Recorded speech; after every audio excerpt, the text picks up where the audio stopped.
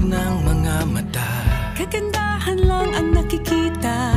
Madali itong hanapin kung puso ang titingin. Sa pagbukas ng mga puso, Pagmamahal ay ibubuhos. Lahat ng mga hidwaan ngayong Pasko'y